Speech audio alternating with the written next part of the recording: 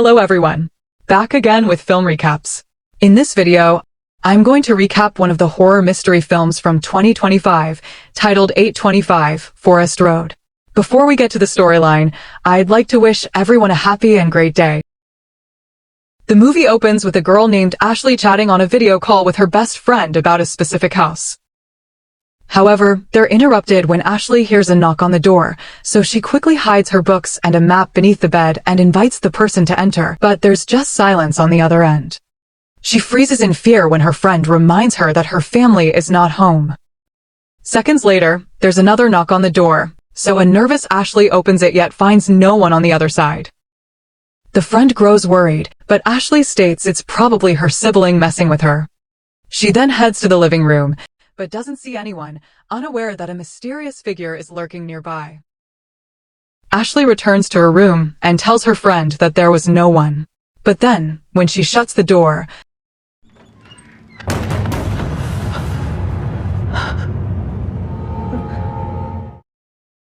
the scene then abruptly cuts to a couple, Chuck and Maria, touring a house with their realtor, Bonnie.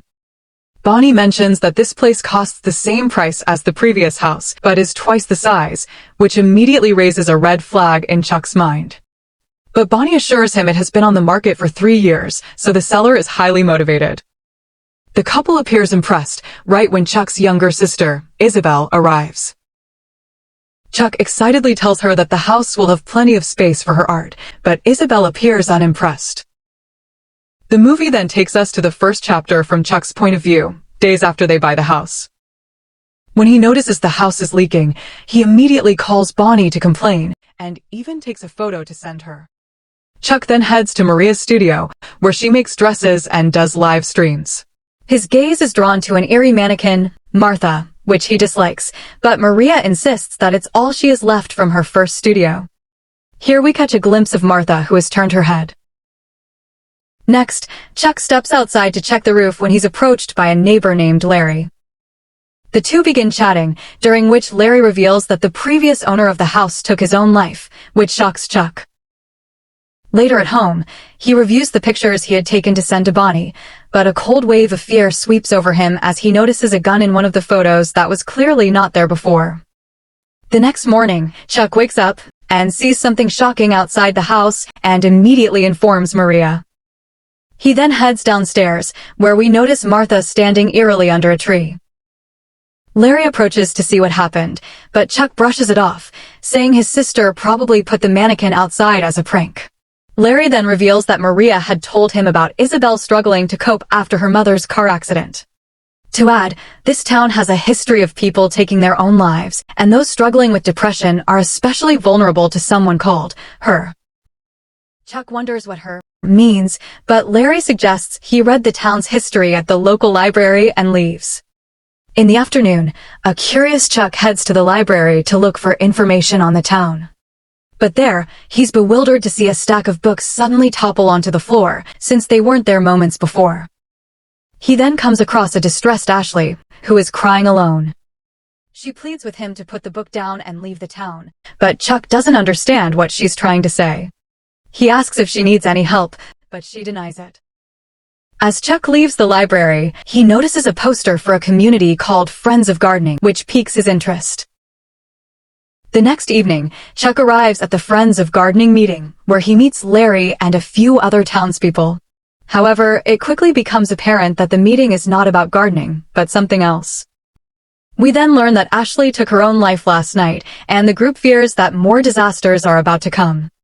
They discuss how everyone in town has lost their loved ones to someone called, and warn that, even if they flee the town, she will never leave them.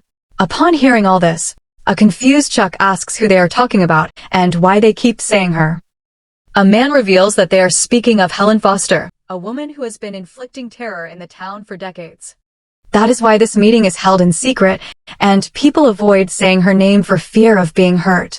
Here, the group explains that the only way to stop her is to find 825 Forest Road, where Helen lived in the 1940s and where she took her own life. But no one can locate the place anymore, as it has been erased from all public maps. Amid the discussion, Larry notices someone's presence on the stairs.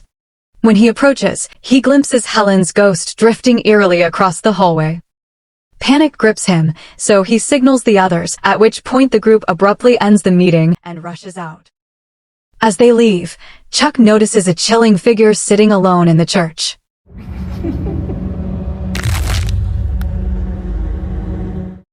The movie then cuts to Chapter 2, shifting the focus to Isabel and her struggles. We learn that she has been experiencing severe emotional distress since her mother's death. Furthermore, since moving into the house, her nights have been plagued by disturbing dreams about her late mother, which leave her shaken every time. One evening, Chuck asks about the progress of the therapy she has been undergoing.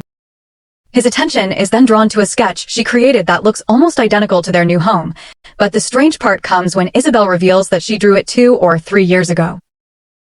Another drawing catches his attention, depicting a girl standing in a corridor with ghostly hands reaching out from the shadows.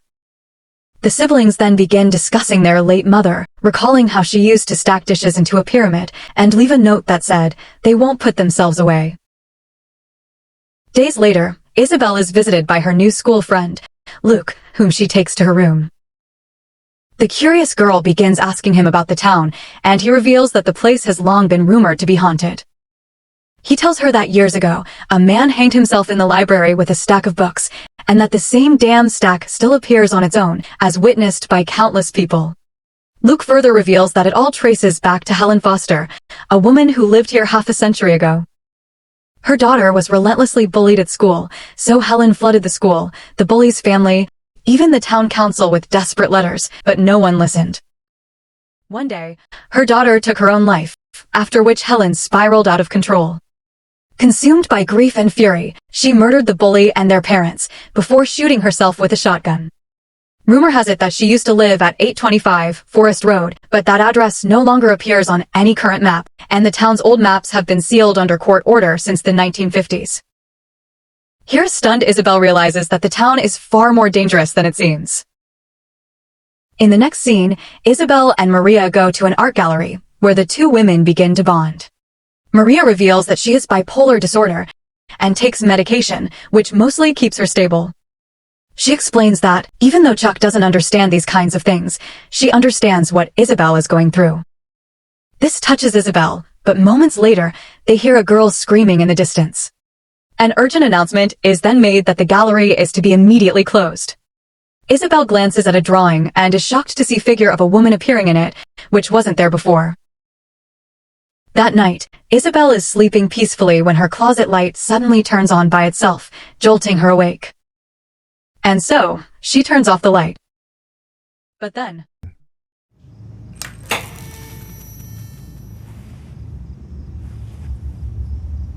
the annoyed girl then ends up removing the bulb, which she places on her bedside table. But panic grips the poor girl as the closet light flickers again. To make matters worse, ghostly hands emerge from the closet, causing her to scream in sheer horror. Fortunately, it was just a nightmare, but a shiver of terror runs through Isabel when she sees the bulb lying on her bedside table. Sometime later, Isabel meets with Luke and confides that her nightmares are growing increasingly worse. She wants to find Forest Road, but Luke strongly advises against it. He reveals that, according to rumors, Ashley and her friends were also looking for the house, and she may have found it, after which disturbing things began happening to her. Just then, Isabel gets a call from Chuck asking her to come home, as he wants someone to stay with Maria. The worried girl rushes home, where she finds Maria distressed and crying.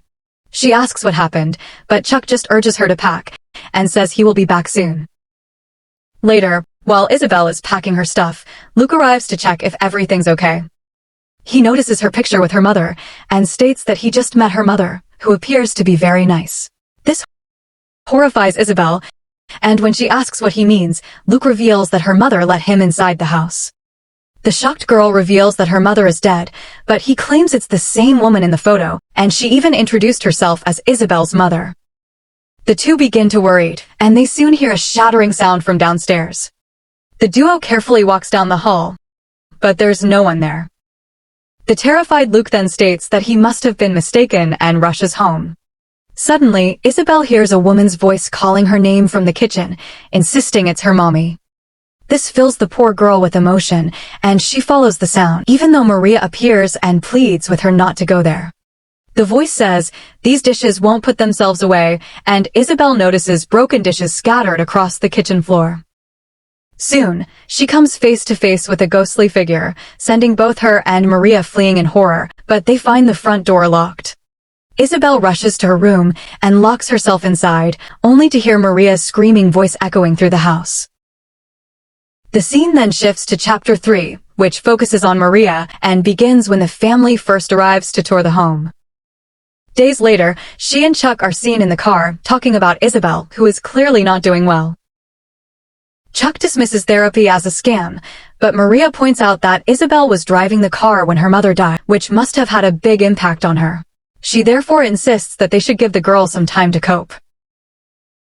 Later at home, Maria notices Chuck reading the town's history, and he reveals that in 1953, all the town's street names were changed, and its borders were redrawn. Their house had originally been listed as 15 Rose Lane.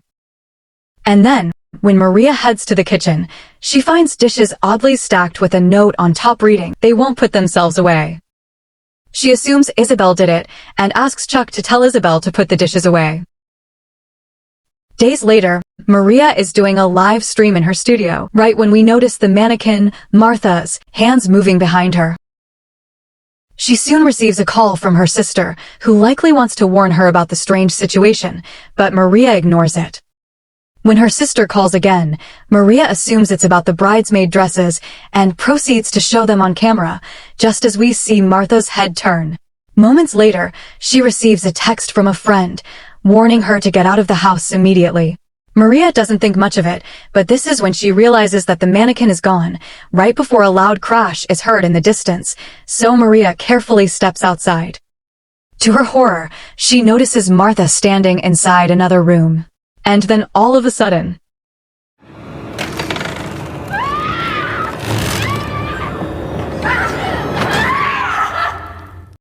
in the next scene, we see Chuck and Maria burning the mannequin outside. He later questions whether she has been taking her medication regularly, suggesting it might explain the incident, but a frustrated Maria reveals that thousands of people saw Martha move. Chuck apologizes and says they can move to another place, but he just needs a little time. Just then, Isabel arrives, so he asks her to pack her things, saying he will be back shortly. After Isabel heads upstairs, Maria heads to the kitchen, where she notices the dishes stacked again with a note that says, "Hello, Maria." This confuses the woman, but she simply walks away, right when she hears the sound of dishes shattering. Shortly after, a ghostly voice calls Isabel and urges her to come to her mom. The scene then cuts to Isabel and Maria rushing upstairs and locking themselves in their respective rooms. But Maria's door swings open by itself. Seconds later, the ghost appears, causing her to let out a blood-curdling scream. Isabel hears the scream, just as Maria arrives at her room, and the two women cling to each other in fear. But Isabel suddenly asks what happened to Maria's face, and we notice that Maria's nose is bleeding. The scene then cuts to Chapter 4, titled Forest Road, where we see Maria lying sick in bed with Chuck sitting beside her. He soon hears the doorbell ring and leaves. Downstairs, it turns out to be Luke, who has arrived with an important discovery. He shows Isabel and Chuck how Ashley had found the house. Even though all of the old maps had been removed, the town council had forgotten to update one critical thing, the city's power grid map. They are now able to pinpoint the exact location of 825 Forest Road by following the old power lines. Chuck and Isabel decide to head there, but just then, the doorbell rings again. It turns out to be Bonnie with a cameraman, who wants to record a testimonial for her promotion. Chuck says it's not a good time since his wife isn't feeling well. Surprisingly, Maria comes downstairs looking completely fine and says she can do it. However, Isabel senses something is wrong and asks Luke to stay with Maria until they return, which he agrees to. After the siblings head for Forest Road, Maria gets ready for the camera, but she keeps glancing at Luke with an angry expression. Bonnie asks for her introduction, but Maria only gives her first name, even when the realtor prompts her for her full name. Confused, Bonnie asks how they found her real estate company, but Maria shockingly begins talking about her daughter, saying she used to come home from school in tears. The realtor tries to steer the conversation back to the subject, but Maria continues to describe how, after the crying, she discovered blood in her daughter's bathroom sink. On the other hand, Chuck and Isabel finally arrive at the house, which is tucked deep within the forest. They break inside and search for anything that can confirm this is Helen's house, after which Chuck plans to burn the whole place down. In the interview, Maria, who is clearly possessed by Helen Foster, begins recounting how she sent countless letters to the bully's family, the Clarks, detailing all the abuse her daughter endured. But the bullying only got increasingly worse, and even though the school promised to do something, they never did. Here, Maria's nose suddenly begins bleeding. Meanwhile, in the forest house, Chuck finds a box hidden under the floor and discovers a letter Helen had written to the Clark family about how her daughter, Mary, was being bullied by their child. To his shock, he realizes that this forest house actually belongs to the Clarks, while Helen used to live at 15 Rose Lane, which is now Chuck's house. Panicked, he immediately rushes to find Isabel so they can escape, but he sees her standing motionless in front of a door. Back to a possessed Maria, she is still bleeding and again begins recounting how her daughter came home crying. A horrified Luke asks who her daughter is, and she responds, Mary. When he asks where Mary is, she yells that she's dead and lets out a high-pitched scream right when Helen appears in her true ghostly form, causing everyone to run in terror. Luke rushes to the kitchen and hears Helen attacking Bonnie and the cameraman and seemingly killing them.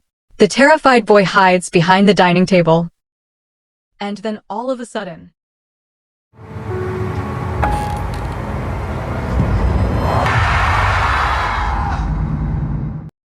in the forest house, Isabel apologizes, saying she had already seen this before. Suddenly, the ghost places its hand on Isabel's shoulder, exactly like the sketch she had made long ago. Chuck rushes to save his sister, but despite his best efforts, the ghost drags them both into the room. Following this, the movie ends by showing the house at 15 Rose Lane, which is now shrouded in eerie silence, while the fate of our protagonists is unknown.